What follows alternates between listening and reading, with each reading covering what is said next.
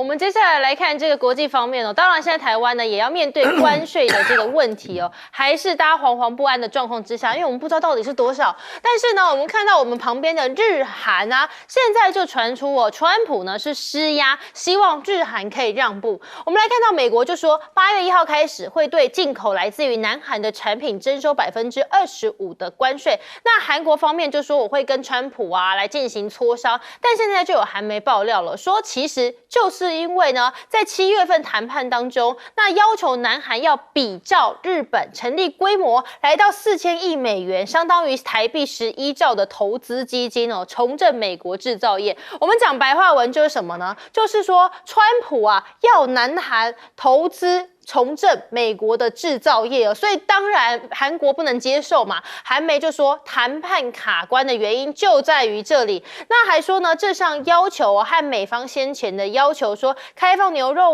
白米等等这些完全不同层级，因为这个数字已经是几乎占了南韩2025年国家预算的80%了，堪称是天文数字好，另外一头呢，对于日本呢也是征收了25%的关税嘛。川普说什么？他说我不指望跟日本可以达成其他的协议，那可能就是维持这个25%。那日本的财务省呢就公布了说，6月出口他们已经确实比去年同期是下滑了0.5%了，其中汽车跟钢铁的出口跌幅是最大，显见什么呢？美国关税的政策持续压抑了日本的出口业，更进一步重创日本的经济，让日本经济可能陷入一个衰退的极大风险当中。但是呢，我们看到相比这个25、24倒是巴西现在就说呢，这个被扣了这么高的关税50%，现在目前最多。所以呢，美国贸易代表署呢就宣布我不止这样，我接下来呢还要针对这个巴西有所谓的启动301调查，也就是呢判定说巴西在数位贸易跟优惠关税这些有没有不合理的状况好，那巴西则是硬起来了，他们就说这是什么呢？这好像是说什么我们未来到声色场所，在这个到巴西的声色场所呢，他们也要向美国客人加收50%的税率，而且呢，我就要告诉你，冤有头债有主，不是我要加你，这个呢就叫做川普关税让美国的顾客呢一碗呢，它都可以整个飙涨费用飙涨。好，那现在当然呢，在巴西的部分反倒是让鲁拉支持度好像上扬了因为呢，巴西的这个总统鲁拉他说我也要采取反制行动，我就要跟你奉陪到底。反而是激起了巴西民众的反美情绪。现在有43%的受访者说，我支持鲁拉政府，这比起5月份的民调呢，上升了3个百分点那现在美国进口商怎么办呢？他们也很担心所以现在就赶快呢抢运巴西的咖啡了。倒是美国自己内部却陷入不协调状况吗？我们来看是联准会的部分川普呢就在跟共和党议员会面的时候，直接讲说他可能会开除鲍尔，甚至还已经起草了辞职信。哇，这一消息一出来，美股3大指数马上下挫，美国的公债殖利率呢也是迅速攀升。所以怎么办？川普现在就说了嘛，就紧急否认，说我只是不排除任何可能性啦，除非他是有涉及舞弊，必须马上离职，不然撤换的机会非常低。那这样的消息，也有专家认为，川普就是在推测要试试水温，看看市场的状况如何。但是呢，你只是试试水温可是现在关税的整个成本已经是开始慢慢的转嫁了，所谓的关税渗透效应已经在发酵了。但是川普现在不断的逼宫鲍尔，我们看到就连摩根大通的执行长呢都警告他说你不要再玩弄联准会了，这样可能会导致你也想不到的结果。路透的一份民调就显示说，现在川普确实在一些民调来讲是有下滑，尤其是在移民的问题上他的民意支持度已经是跌到了41%了，这是他重返白宫之后的一个新低。好，我们先请教亮哥怎么看说现在这个日韩当然25、24啦台湾现在我们现在也剉一蛋，感觉大家很担心这个状况不知道如何。其实美国现在谈妥的国家只有英国啦，连越南都没有搞定对，越南认为是11%对不对？他说20%那前天传出印尼15嘛，说愿意从32降到19，那印尼答应，说每年愿意跟美国买石化产品150亿，农产品45亿，再外加50架波音。结果我去查资料，印尼2024年就跟美国买了150亿的石化产品，45亿的农产品，没有任何改变。然后川普就从32降到19，对，所以你去想一想嘛，其他国家看到这样的一个情况，他为什么要答应？而且印尼是比较没有钱的国家嘛，像日本啦、韩国啦、台湾啦，还有欧盟、中国大陆都是比较有钱的啊。那中国大陆就现在跟美国杠上了嘛，其他也没有谈出结果啊。所以我认为这个都是过程中啊，比如说韩国这个不可能答应啊，4000亿美元也不是一次啦，就是他的任期内了。所以是一年大概就1000多亿这样。对啊，可是还是很高啦。还是很高啦。那日本事实上，他的财政部有婉转的讲到一段话，就是说美国的债务之所以能够稳定的运作，那日本是最大的协助者。你听得出他的意思吧？当然，我就美债来搞你嘛。你若要硬干的话，所以我并不认为川普有成功啊。对，这很难坚持下去。现在根本没有，我跟你讲，连那个小小的台湾都还没有方案。为什么会这样？因为台湾出口到美国，大量的都是高科技产品，那很多都是美国界定国安敏感产品，而且翁履中教授计算，可能高达67%，都是国安敏感产品。那美国已经定了一个底线啊，说国安敏感产品，起码他要课税嘛，他课税的最低就是25%，那我们就会觉得这样好吗？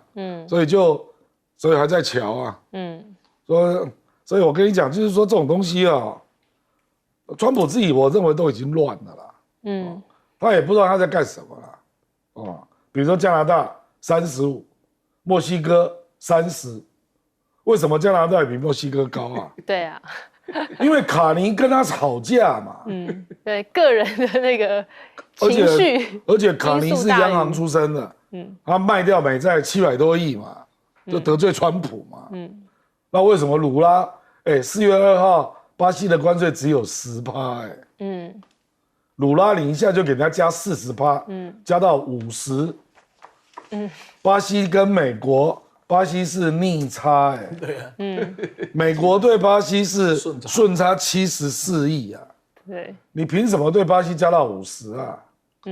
根本就乱搞一通嘛，这个会有结果才有鬼嘞，巴西不可能让步的啦，鲁拉事实上连那个关税性直接退给美国，气到直接退，表示他没有收到啊，就这样啊，所以我认为非常困难啊。来，盛孟委员，川普是困难，但是川普有一个好朋友，那个好朋友在台湾，台湾是很配合的。那我们来看几件事情。第一个，我们到现在为止，你知道美国对台湾提了什么项目吗？我们不知道。为什么政府可以到今天还黑箱的作为，对于一个关系我们整个的经济发展如此命脉的事情，我们不知道到底人家开了什么项目。第二个，多多少少前界都有传的一些数字，到底台湾什么数字，我们也不清楚。一切的一切都为了7月26号能遮就遮，能盖就盖。但是我们现在闻到的是什么事情？闻到了几件事。第一个，我们的台币被升值了，这是我们看到的。而且是不是到这样就停了，也不知道。但是已经被逼升值了。第二个，现在呢，你可以看到所谓的关税，那是一个话题，重点是要薅羊毛。这有钱的国家真的一直都薅，所以像日本、像韩国是开的这个的。台湾有没有被薅？难道这4000亿，韩国的4000亿就不是类似的主权基金？那台湾早就发出信息，我们要成立什么？成立主权基金了嘛？是不是主权基金到底要多少？要投资美国多少？不敢告诉我们。所以啊，有人讲说，农产品啊，农产品那小 case 啊，真的小 case 了，就是美国所有东西进台湾零关税了，政府补贴都还补贴得起了，我相信了。但问题不在这里，问题是到底是谈的什么项目，我们都不知道。我们不是处在一个很黑箱的状况吗？好了，我们谈判的人郑丽君，我今天再讲个坦白话，请问过去他的资历、他的经历，他有什么本事去谈这一场涉及台湾整个的经贸发展如此重大的事情？没有回来了，我们问得出所以然吗？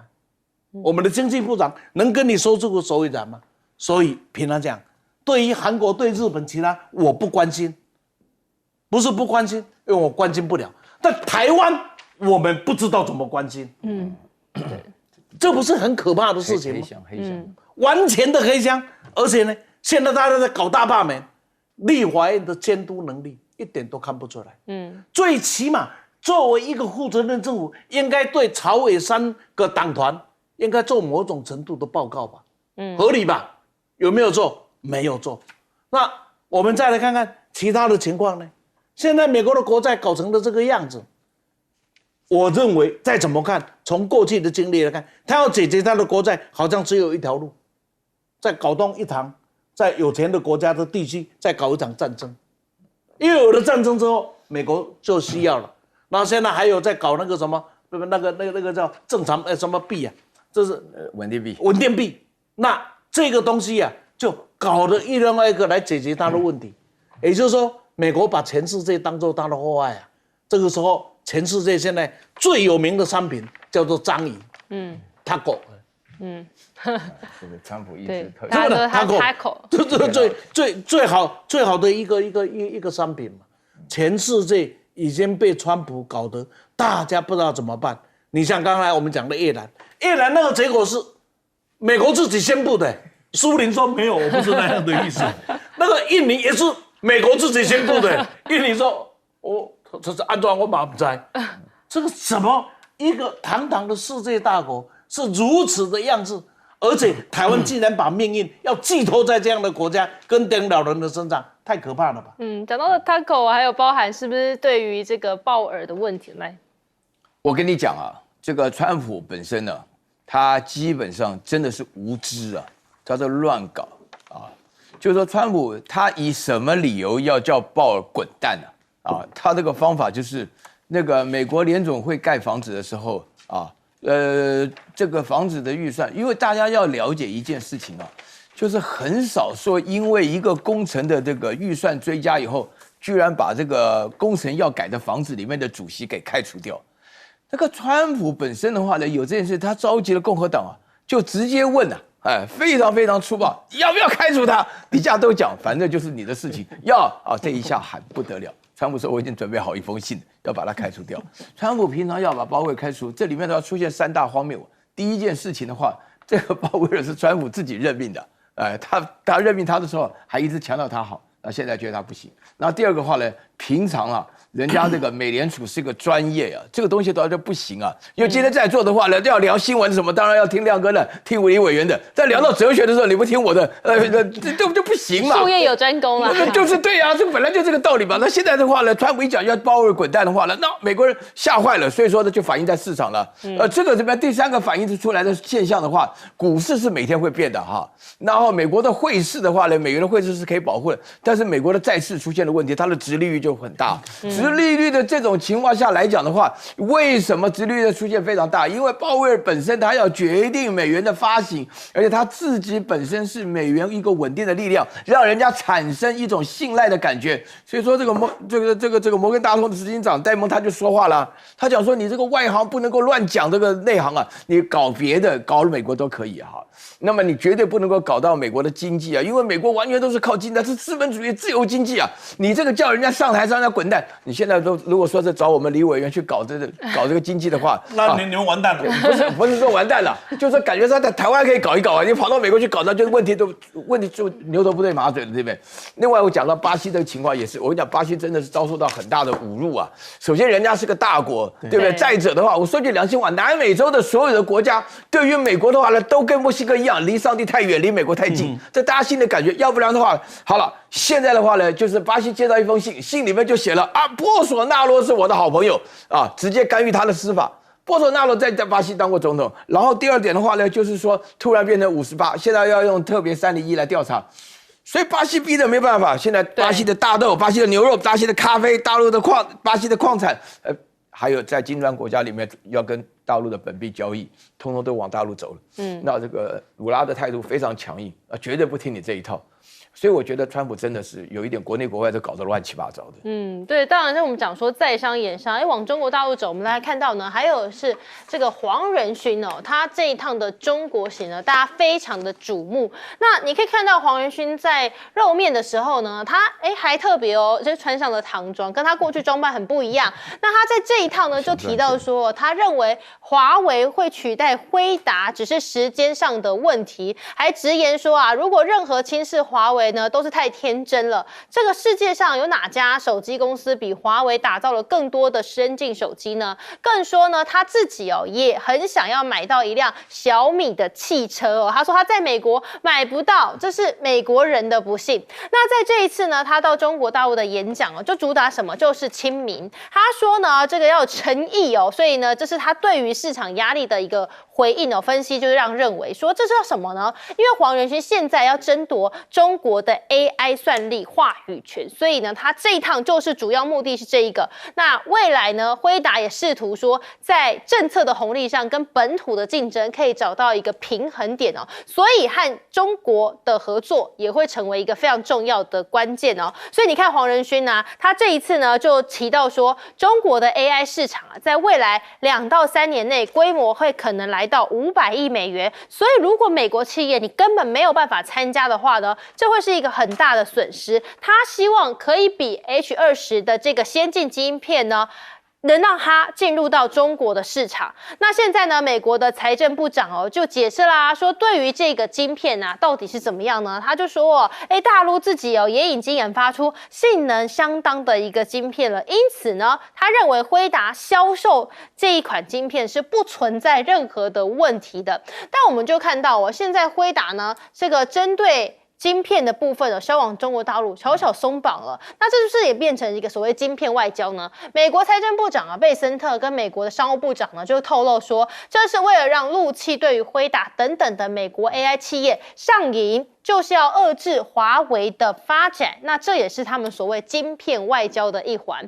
但是呢，你看到川普除了这个晶片议题上还被讲说你是不是对中国现在态度又出现了 taco 呢？好，为什么呢？因为呢就被质疑说你看辉达的盒中概股呢都是齐涨的。那川普对于中国的态度似乎也开始放软。那贝森特是先否认啦，他说呢，这是他们在日内瓦和伦敦谈判的时候拿出来的一个筹码，这都是布局的一环，没有所谓放软。不过我们实际来看看你像是呢，川普在7月15号表示的时候，就说要用非常友好的方式和中国展开斗争。那有部分人士又透露说，和幕僚的会议当中，川普往往是立场最不鹰派的人。那川普呢，现在看起来立场反复尤其有些他前面讲的好像很强硬到后来呢，回过头又改变了，这也让团队很担心，他们先前和中国所划定的红线呢，如今是不是又要重新有可能要谈判呢？那美国官员呢，也要准备说延后8月12号对中国的关税恢复到145%的这个期限尤其你看到连贝森特都说，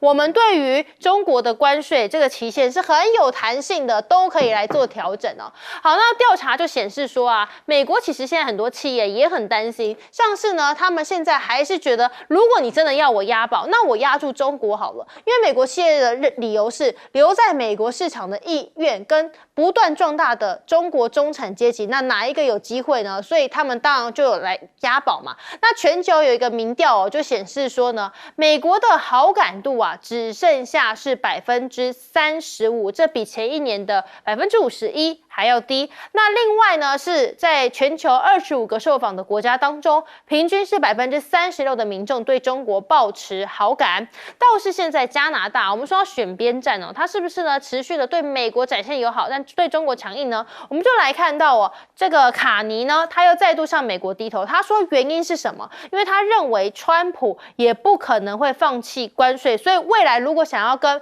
美国达成协议的话，那我们就得接受这个提案那同时呢，他们则是对于这个中国大陆所这个录制的这些钢材呢，要征收25%的关税哦。好，我们来请教亮哥怎么看说呢？这个黄仁勋接下来当然啦，这在商言商也没有错，可他接下来是不是策略上呢，可能会比较押宝中国市场？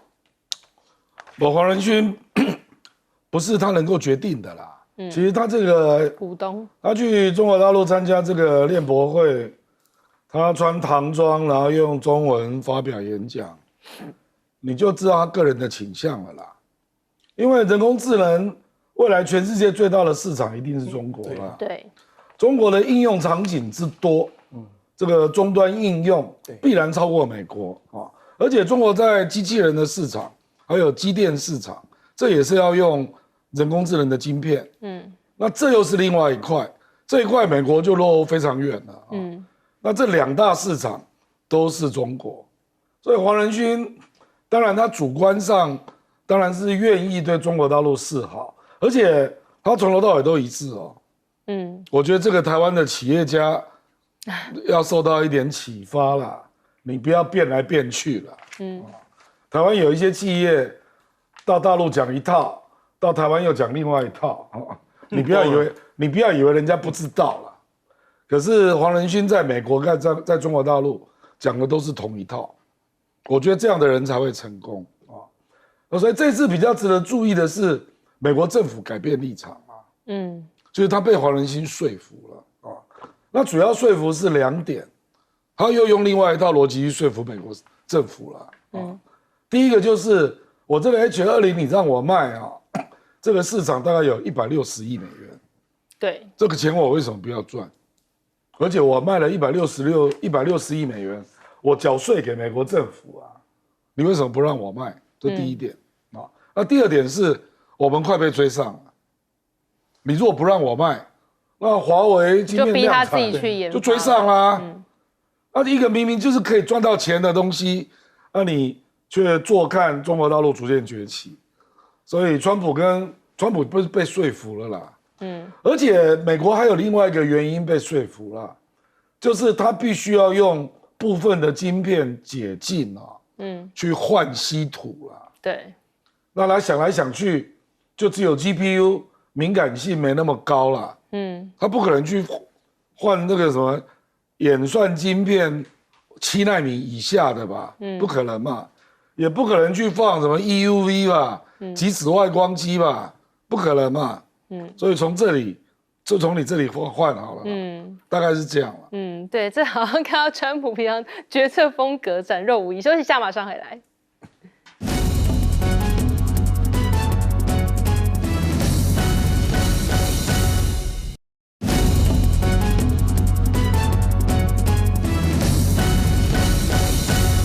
欢迎回来，新闻大白话，世峰委员怎么看？川普现在又改变对中国的态度吗？他不改变也不行。这是很现实，就摆在那里。从黄仁勋一个生产，你就可以看得出来，未来不是现在不管是算力、AI、人工智能的硬体设备，或者是包含软体的使用到生活的层次上，现在大概用得最广、最深、最大的地方应该是中国大陆。今天如此，明天也是如此，后天更是如此。这样子谁能放弃呢？黄仁勋是我看过，他能够把华人的角色他是一个世界人，因为他的企业是一个世界性的企业，但华人角色他演得恰到好处。他既是能够让人家感觉他就是一个世界级的企业家，但是在中国人的眼中里面发现他是一个可爱的、可以被接受的、华裔的、有成就的人。这个是台湾也好，或者在海外很多中国人的企业家要学会的。他平常出现，他最典型的话就是穿一件这个皮衣嘛。对。他这一次里面，他什么话都不说的，他都穿了一件唐衫，然后用了中文来做这样的一个表述，这样的一个态度已经展现了他所有的立场，而且他所有的态度。所以，即使在未来中美之间在晶片上有再多的竞争，基本上他已经拥有了可以去跟中国谈判的条件，而不会被排斥。因为从某一个角度来看，中国人也会把它当作这是中国人的成就之一。台积电要学这一点。台积电真的要学这一点，我不骗你。这个呢，就是说你的成就会被这个接受对他来讲是一个很大的一个市场机会。再过来呢，就来看呢，就是说这一次呢 H220啊的能够开放，基本上与其说是它的游说成功啊，不如说美国必须面对的一个现实，因为这个现实就是摆在这里，它的市场就是摆在它的需求就是摆在这个地方，谁都逃避不了了。我想这个才是值得我们去关注的地方。好，更多的讨论马上回来。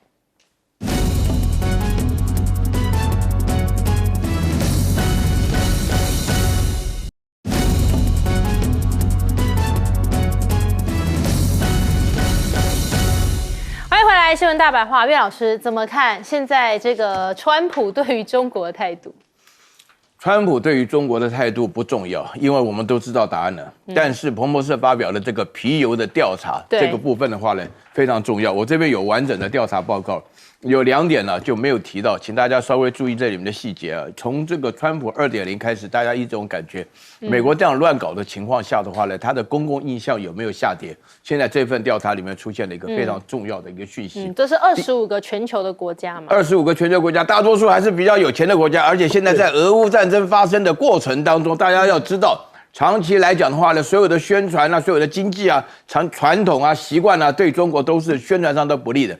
这是我经过了好多年来第一次看到皮尤调查啊，里面出现的一个结果，其中有2个部分是非常重要的。第一个的话呢，美国的整体印象略的比中国的整体印象要好一点，这是非常不可思议的事情。因为基本上的话呢，就是32比35啊的这种情况下，这个是一个非常重要的情况。因为我长期来讲，都会觉得中国非常可怜，无论做任何的好事，在外交上，在这个所有的这个人道援助上，尤其是在这个以巴发生冲突的整个过程当中，一直坚持和平啊，坚持人道主义，形象没有办法改正，这一次终于证明了。然后第二个的话呢，非常重要的就是大家普遍来说，调查人对于川普的印象非常不好，然后对于习主席的印象反而好起来了。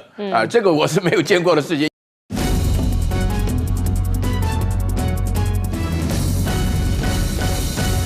欢迎您持续锁定新闻大白话，我是今天节目主持人李瑟恒。首先来欢迎这一节要参与我们讨论来宾，耶鲁政治学博士郭正亮，大家平安。前立委李胜峰，主持人好，大家好。台大哲学系教授苑举正，做很好，各位观众朋友大家好。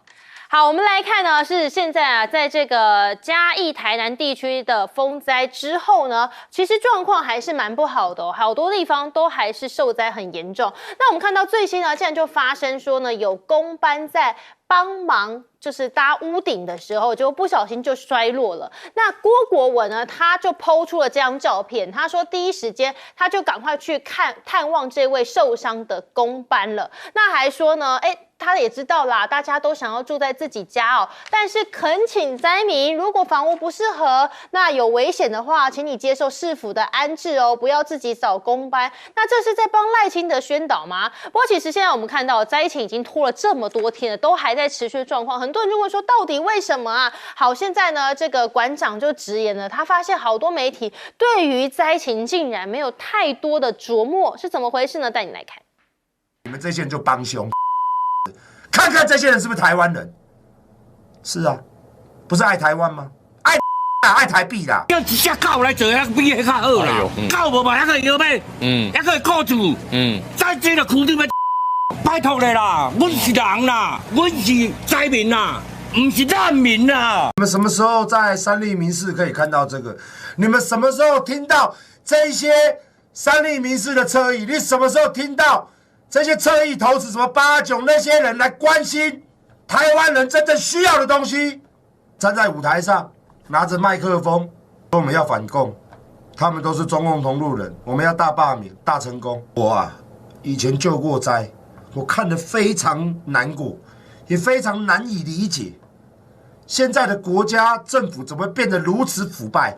是希望台湾有一天人民富足，基础建设优良，发生风灾的时候，无论是军、警、消，大家第一时间到现场帮忙人民。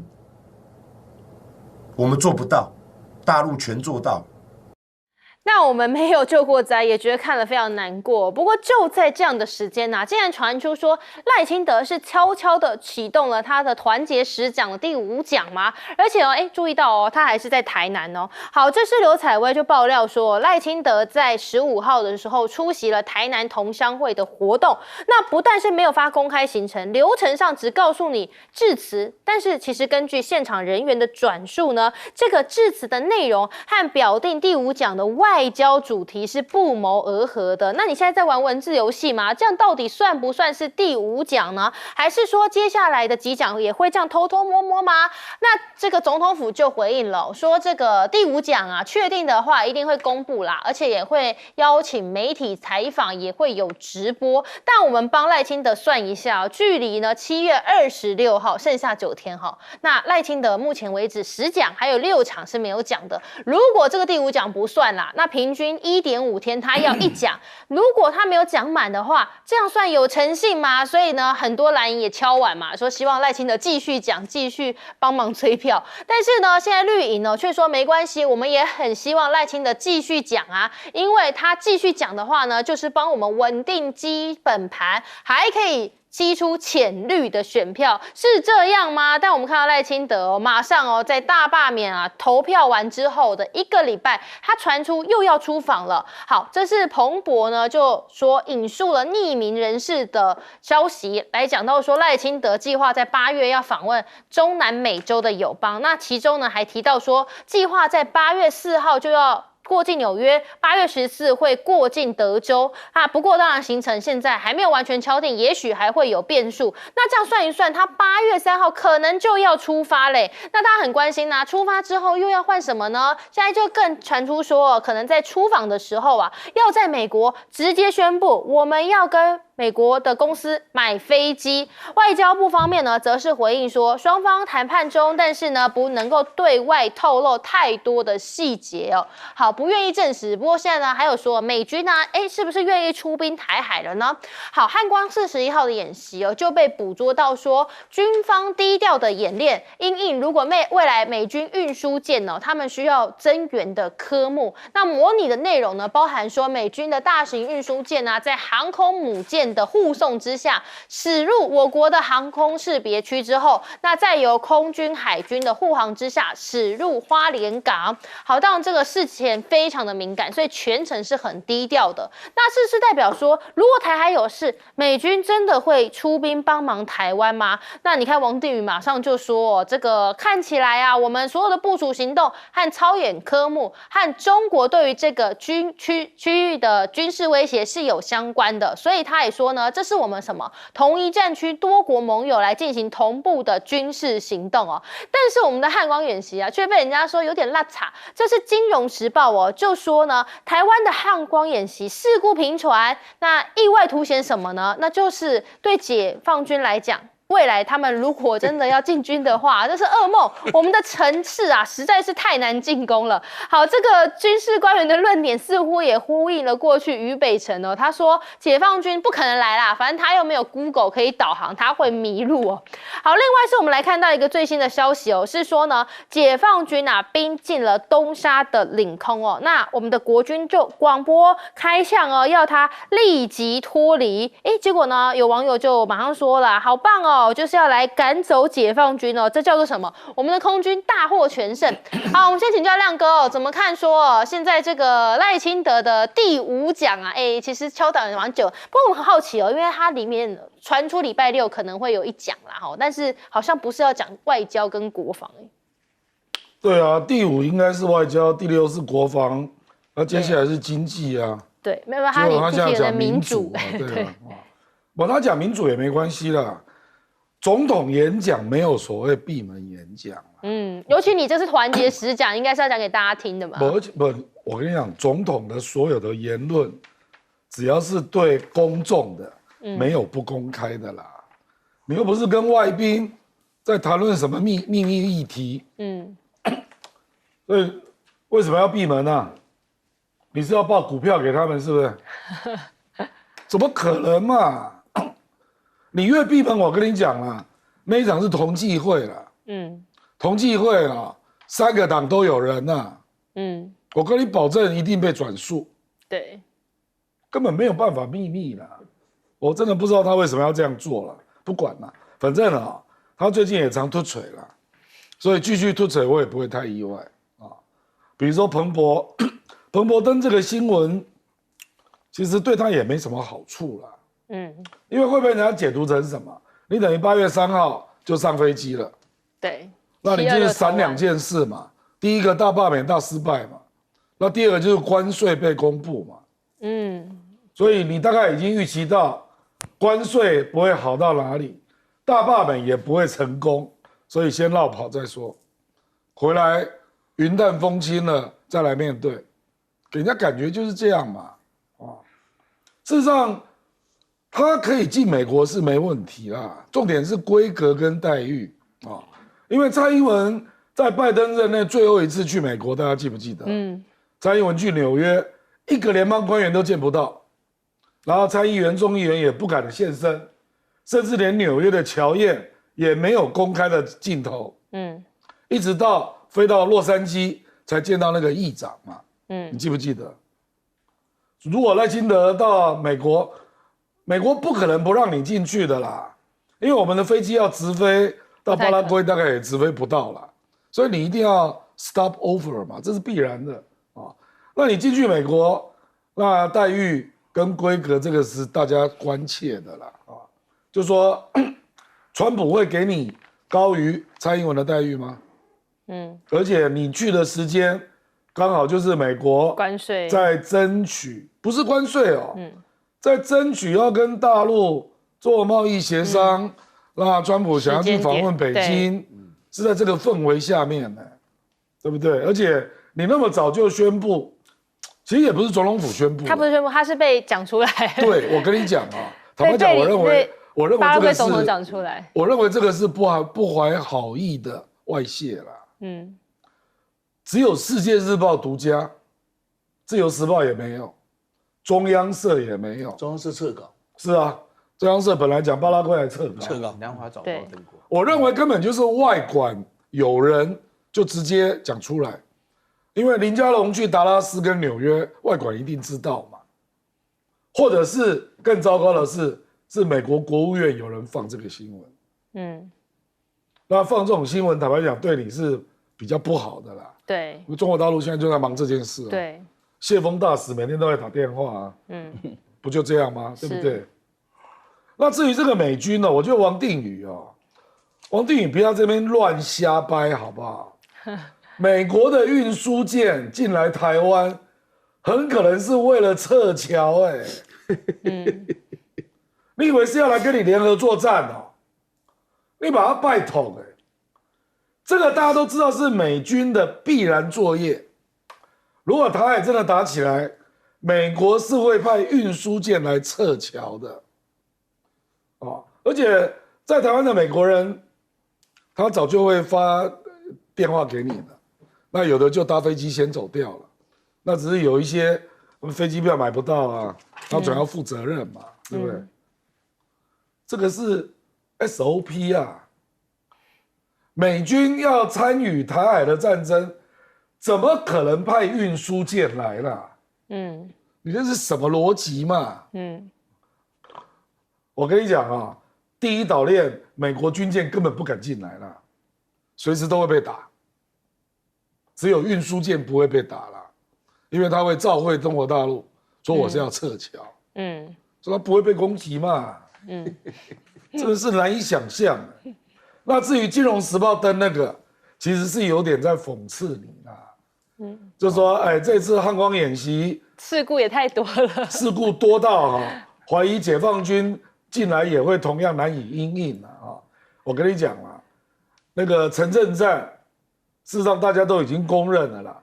城镇战最难应付的局面，就是你的对手用无人机攻击啦。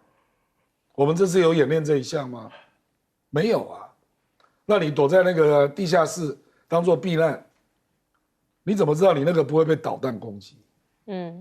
你那个只能够导弹攻击，那个避难室是安全的吗？没有人知道啊。而且我们的国军竟然是做捷运的。陈胜善的时候捷运有开吗？全联有开吗？我跟你讲，你这一种脱离实际的东西，才让人家真正摇头啦。来，盛峰委员，我说阿亮很坏啊，你们为什么老是要拆穿呢？人家演得很高兴嘛，你真是的。哎，这就好像第五讲，我看了不会讲了，不会讲了，后面也不会了。为什么？因为你跳过了这一段来讲后面，那是什么意思呢？那为什么讲到这一讲要停下来？请各位不要忘记，这是民进党，阿亮是民进党出身的，这些不是民进党长期对支持者讲的话吗？就是说他现在公开，只是这些话过去不是公开的，是私下的闭门会议的时候那结果呢，一公开之后社会傻眼了，是这样而已。那事实上就是他长期对他支持这样讲的就是这些话，这也就是为什么民党要转型的时候很困难，因为你把你的支持者教育成那个样子了，最后就碰到了外交了。但讲内政你可以吹牛，讲台独你可以吹，讲外交老美说，美国可能就要，老美说你也给我看一下，那你私下吹牛说美国会支持干什么？那你吹你的啊。对，我了解。那你到这时候你要吹牛没有？那假如照美国的版本，那就不要讲了嘛。那是前面讲的全部消气了。所以不是台风不讲，是因为老美逼吹哨子不讲，就这么简单。第二个呢？就是等一下下一节我们会谈到，就是关税谈判的问题上，里面有讲，就是要先不买飞机，拜托啊，我们已经早就有了。上次格里安来的时候，已经答应买24架，16架已经交订单了，8架交了意向书了，所以已经花了40亿了，还要再买啊？我们有那么大的供应量啊，那你总不能叫长荣买吧？觉得华航要买单了吗？哪买单要买那么多干什么？去飞哪里？准备把你们载走是吧？这不通了啊！至于说这一次呢，访问这个巴拉圭的消息啊，我还是讲一句话，这个巴拉圭很难过，巴拉圭叫正事，你知道吗？要去看正事啊，是假看正事之名去跟小三约会了。他的重点哪里是巴拉圭？对，巴拉圭不重要嘛，重要是他要在美国嘛。国境外交。那巴拉圭说好吧，那你既然用我的名字，那你也付一点代价吧。这我们就是这样而已嘛。所以，而且这个时候呢，我还跟阿亮还有一个不同的看法了，就是说是的，有人故意要来破这个局。那从某一个角度来看，是不是这是建立兴起，鸿鹄将至啊？716以前来一个大内宣，告诉你美国是支持的，也有可能啊。对，所以那再过来的运输线的讲法，这一次的它主要的设计是，我们的军舰假设是美国的运输舰，而且是假设是载武器来的。假如我们的演习是这样的假设，那就很可怕。也就是说，我们假设是两边开始又有战争的时候，美国是公公然载着多送武器进台湾，然后。阿公说，就让你到台湾，那我再来。你现在动作已经跟台湾下回了。军需，所以这并不是出兵嘛。不，你想想看嘛，就你823炮战都没有这样的高啊。那时候有中美防疫条约都没有这样的假设啊。中美防疫条约里面就说你护航，最后抢滩有没有？你只是护航哦，再还是我来抢滩，我自己来哦。吊罗湾外面。对啊，抢滩我自己来。那现在不是哦，现在你的假设是，你因为是用我们自己的运输舰嘛，假设是美国的运输舰嘛来台湾，这个假设，那是前提不存在，后面就是谎话，你知道吗？所以来的就是撤侨用的啦。不是，那是我们自己设计的，不是人到美国来的，所以。我们的英文的虚拟语句很精彩嘛。假如我是一只鸟，我就可以飞嘛。对，但你不是一只鸟。你不然你飞就死了。我告诉你，前提是错误嘛，后面是全部是鬼画符嘛。那不再过来看呢，就是这一次的汉光演习里面呢，国防部要去办一个人呢，那办人叫做谁？叫王定宇，他要泄密的。他要泄密的，好，这不提。最重要的是一件事。假若我们真的是改变了整个的战略，我们以前所有的演习是决战在滩头嘛，现在所有的演习是全部在城镇嘛。那城镇的话，这告诉我民进党做了一件事哦，把我们的民宅当作碉堡在作战哦。的陈志南不是这样子吗？是我们的民宅当碉堡在作战哦。各位，你们同意？我绝不同意。青鸟同意没有？禽兽们同意了没有？来，岳老师同不同意？我不知道，我就感觉上好像是看。哇，这个是悲剧讲成喜剧啊，你知道吗？后来被你讲成闹剧啊！我现在的话呢，要让大家了解一下为什么会出现这个样子哈。那个首先郭伯文的话呢，国文呢，他讲的话哈，我看到那个照片呢，我看到一张照片，我希望是我看假的，但是我没有看到那个照片当中没有一个屋顶是完整的。我没有看到一个屋顶完整，你有看到那张照片，就一片过去，所有的屋顶的话呢，通通都很惨了。那在这种情况之下的话，我叫安置的，没有任何的做法。那馆长的讲法的话呢，就是说大家没有透过媒体应尽的责任叫出来，他自己跑到当地去直接做直播的话呢，讲的那个情况下，大家可以看得出来啊，那个房子都破破烂烂的，在这种情况下。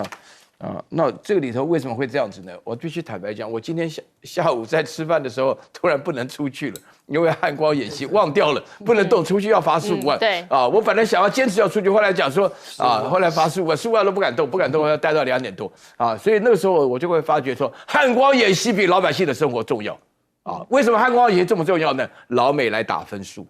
老美来打分数的时候呢，就要跟你确定就是说呢，你自己能不能够保护自己？那美国在那边怎么做支援呢？美国就问澳洲跟日本台湾有事的时候，你们要表明立场日本的话呢，石破茂就大家呼呼啦啦的忽悠了一顿。澳洲的那个阿尔巴尼斯讲得更直接，那你自己都战略模糊，你要我战略明白，我怎么可能能明白？哪一个人敢做这种事情？人家阿尔巴尼斯要到大陆做生意的。所以说这个赖清德本身其实说良心话，我一开始听到第5讲是有关外交，我真的还蛮期待，你知道吗？这个无中生有好多人都很期待，怎么会有外交呢？对不对？你现在的话呢，去巴拉圭都觉得很丢脸呐，对不对？因为其实我们这个外交主要重点是过境不是外交对不对？我们这个哪里有什么的？我们这个没有外交对不对？所以我现在很想说是，我要听到的话，如果你编出来个东西无中生有，还确实有道理的话，那我还觉得赖清德真的挺有本领的。结果突然停止了。我今天问我的同事，我同事每个人都讲说，哎呀，但真可惜要不然的话呢，觉得说我都在台湾大学的同事当中的话，都会处在一个没有外交的环境下，要编出来。然后最后我跟你讲有关于最后一点的运输舰的事情你们哪搞错？那个重点大家看仔细一点，是航空母舰战斗群的护送下。